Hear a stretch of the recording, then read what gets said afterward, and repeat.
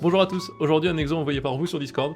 Le défi, c'est de le corriger avec uniquement des outils de seconde première, alors qu'il existe pas mal d'outils très compliqués qui peuvent le résoudre dans le supérieur. Donc cet exo, ça va être beaucoup de simplification. C'est-à-dire on va essayer de se rendre la vie facile. Parce que quand on le voit au début, c'est compliqué. On vous donne déjà 3 réels. 3 réels, donc x, y, z, strictement positifs. Très bien. On vous dit qu'ils respectent une contrainte. Leur somme vaut 1. Bon, à partir de là, sachant qu'ils vérifient cette contrainte, montrez que la somme de leurs racines est inférieure ou égale à racine de 3. A priori, c'est chiant. Il y a x, y et z, on n'aime pas. On n'est pas content avec ça, ça va nous faire galérer. Je suis parti dans tous les sens. Quand j'ai commencé à regarder cet exo, j'ai réfléchi, ok, ça c'est genre, ça peut être un plan dans l'espace, ça peut être quelque chose qui se trace dans l'espace aussi, donc on peut utiliser de la géométrie un peu compliquée. J'ai voulu me libérer l'esprit de tout ce qui est maths sup, maths spé, en gros les années après le bac, et me dire, ok, comment je le fais? C'est un truc genre Olympiade cet exo, donc comment je le fais si j'ai juste le programme de seconde, première, voire terminale? Premier réflexe, comme d'hab, celui que j'essaye de vous inculquer dans ces vidéos, c'est toujours de limiter les dégâts en termes de complexité. Et donc premier truc, bon déjà se rendre compte que les 3 réels sont plus petits que 1, si vous en doutez, faites un raisonnement par l'absurde, imaginez qu'un des 3 réels positifs est plus grand que 1, ça va contredire ça, donc on sait qu'ils sont tous entre 0 et 1. Mais un des premiers trucs, c'est de se débarrasser du z.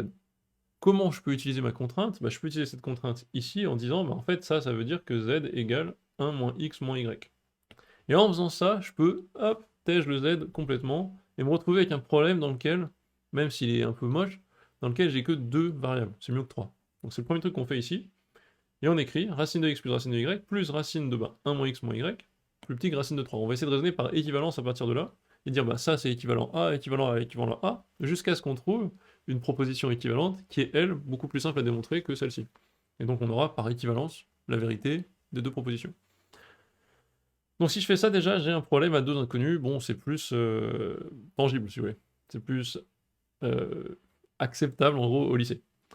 Mais deuxième complexité, il faut se poser les bonnes questions. Qu'est-ce qui m'embête? Qu'est-ce qui me saoule en fait? Ce qui me saoule, ce qui est moche, ce qui me pollue l'esprit, il faut toujours essayer de le voir comme ça, essayer de voir un peu le côté, je veux simplifier tout ça. Ce qui me pollue l'esprit et la tête là, et la vision, c'est les racines. Donc j'ai racine de x, racine de y, ça me saoule. Donc en fait, je vais poser un grand x égale racine de x. Et de même, un grand y égale racine de y. Si je fais ça déjà, hop, je vais avoir un grand x ici, un grand y, j'aurai moins de racines à l'écran. Ça me permettra de mieux réfléchir. Honnêtement, moi sur ma feuille, ça permet de mieux réfléchir. Donc encore une fois, là, c'est que des étapes préparatoires. Ça sert à rien en termes de résolution ce que je fais, en termes de résolution pure, j'entends. Mais ça me sert à moi, à mon cerveau, si vous voulez, à me mettre dans des bonnes conditions pour pouvoir réfléchir et trouver les réponses. Donc je fais ce changement de variable, je me permets de le faire. En fait, je vais aussi vous montrer que vous pouvez vous permettre de poser des choses et ça peut être des outils qui vous aident à débloquer des situations. Donc, vous posez ça librement, et puis ça marche pas, hein. On remplace l'équation que j'ai appelée étoile, ici, et on dit que ça, c'est équivalent à ça. Donc, grand x plus grand y, plus racine 2, là j'ai des petits x, des petits y. Si je regarde ici, petit x, c'est x carré, petit y, c'est grand y carré. Donc je remplace ici, j'ai ce truc-là. Maintenant, il faut faire attention. Je vais pouvoir écrire que ça, enfin ça on reconnaît qu'il y a une racine, on connaît un peu des problèmes de seconde, ou même de première, enfin je sais plus trop, mais où en gros, quand on a une racine compliquée, on sait qu'il faudra la mettre au carré pour s'en débarrasser et puis résoudre l'équation ou une équation. Dans le cas présent, en fait, il va falloir que je l'isole, parce que si je l'isole pas, et qu'on appelle ça un grand A, et que ça c'est mon grand B, donc une espèce de A plus B au carré, je vais me retrouver dans le développement avec un autre terme avec encore de la racine de 1 moins x2 moins y2. Je veux pas du tout. Donc je veux l'isoler, donc réflexe de par ces exos, on a déjà vu des racines dans les exos, j'applique ce réflexe classique de isoler le terme que je veux, la racine que je veux voir disparaître. Donc je l'isole et je dis juste que ce machin est plus petit que 3 racine de 3 moins x plus y. Bon, petit rappel sur les équivalences. Il faut faire gaffe, si on sait que A et B sont des nombres positifs, alors je peux écrire sans problème, dans le monde des positifs, que A plus petit que B, c'est équivalent à A carré plus petit que B carré. Parce que tout bêtement, la fonction x carré est croissante sur R+. Donc je peux écrire ça, si vous voulez un contre-exemple, si j'ai moins 7 plus petit que 2, 49 pourtant est bien plus grand que 4. Donc les carrés ne sont pas rangés dans le même ordre si on mélange vraiment les signes moins et plus. Donc j'ai ça, et donc je peux écrire, sachant tout ça, vu que je sais que, en gros, ce nombre-là est positif sous la racine, ça c'est positif, je sais que j'ai l'équivalence suivante. Donc je mets au carré de chaque côté, je mets ça au carré, ça donne ça, et je mets tout ça au carré. je développe avec mes formules de développement, ça me donne ça au carré 3, plus ça au carré, x plus y au carré, moins 2 fois ça fois ça. Très bien. Là, il y a un peu de calcul, je développe tout, je range un peu les choses, et je commence à voir ce que ça donne. Quand je développe tout, ça me fait ce truc-là. C'est un petit peu moche. C'est maintenant que va intervenir un peu l'astuce, la réflexion, la manière de voir qui va pouvoir vous débloquer. J'interromps cette brillante démonstration pour vous dire un grand merci. Les vues, les abonnés, tout a explosé sur la chaîne récemment. Et vous informer aussi qu'il y a un serveur Discord qui existe, vous pouvez le rejoindre avec le lien en description. Les gens viennent ici pour discuter, parler de maths, me poser des questions. N'hésitez pas, je vous y retrouve. Bye bye. Je vais me concentrer sur les termes en x. Mon but maintenant, ça va être de voir cette longue expression pas encore bien simplifiée et factorisée. Ça va être de la voir comme une expression en x. Vous allez comprendre pourquoi, mais je veux la traiter comme une expression en x et mettre les y un peu comme des constantes qui sont là, et on fait un peu comme si y c'était genre, je sais pas, 7.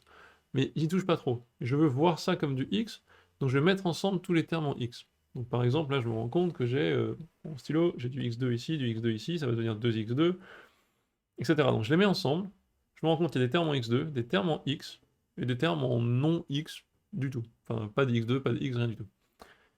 Et donc je vais arranger un peu tout ça. Donc je me rends compte que j'ai 2 comme constante, j'ai 2x2, des x simples, j'en ai y ici, puis moins racine de 3 ici, et après il me reste des trucs.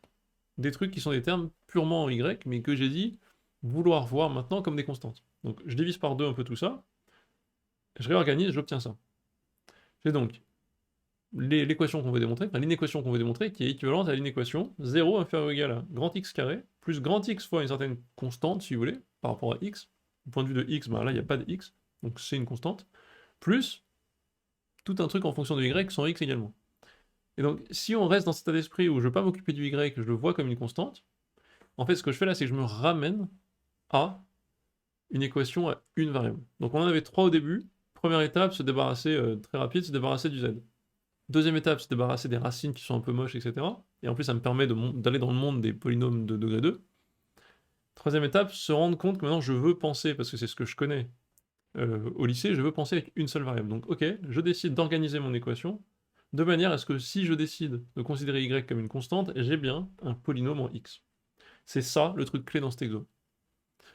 Maintenant, on va juste essayer de voir s'il n'y a pas moyen de factoriser ce polynôme en x. Vous allez me dire, oui, mais attends, les valeurs de y, ça peut être entre 0 et 1, ça varie beaucoup, etc. Mais peut-être, si on me demande de montrer ça, en fait, pour tout y et pour tout x, peut-être qu'en fait, je peux montrer que, quelles que soient les valeurs de y, ce truc-là est positif en factorisant. Et c'est cette chance-là qu'on va essayer de prendre. Donc c'est un polynôme en x, qu'est-ce que je vais faire? Je vais l'étudier. Donc, je vais traiter y comme une constante, petit rappel.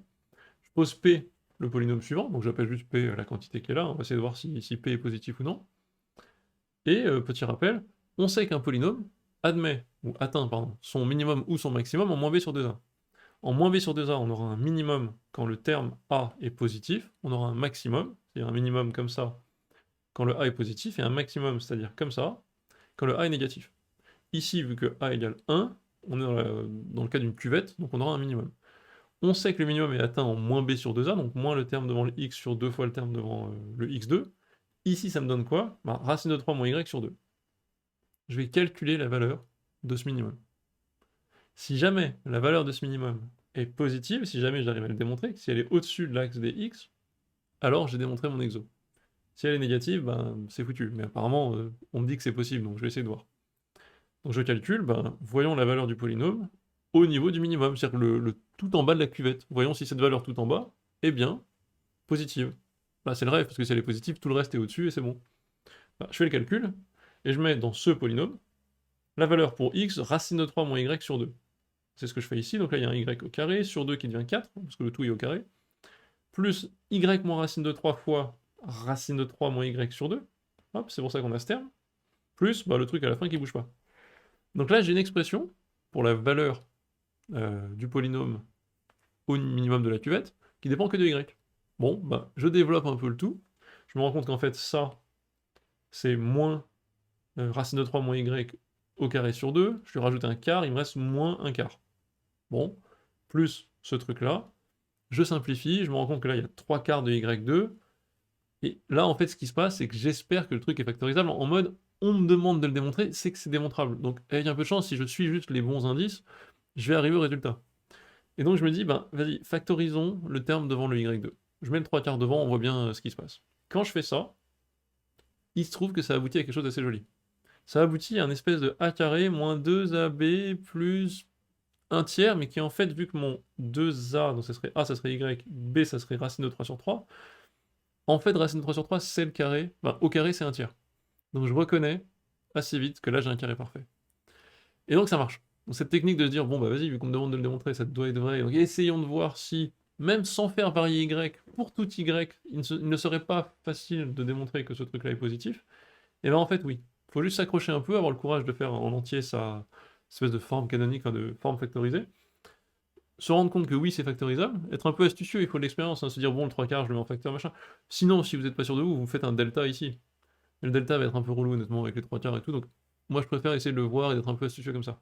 Donc, vous avez cette expression qui est un carré parfait, qui vous dit, ben voilà, la valeur ici, oups, P de, 3 de racine de 3 moins y sur 2 est positive. Bah donc, comme c'est un minimum, pour tout x, mon polynôme P de x est toujours plus grand, c'est-à-dire que n'importe quelle valeur ici est toujours plus haute que la valeur ici, la valeur en bas de la queue, qui elle-même est positive. Donc toutes les valeurs de x de ce polynôme sont positives. Bah donc c'est fini. On a montré étoile, vu qu'on avait dit que étoile était équivalente au fait que cette expression était positive. Voilà, donc pas simple. C'est ma manière de vous le montrer, version lycée. Dites-moi si vous avez des questions. N'hésitez pas à discuter en commentaire des autres solutions que vous trouvez, notamment celles qui sont un peu plus avancées en termes de technicité. Je vous retrouve sinon dans une prochaine vidéo. Bye bye.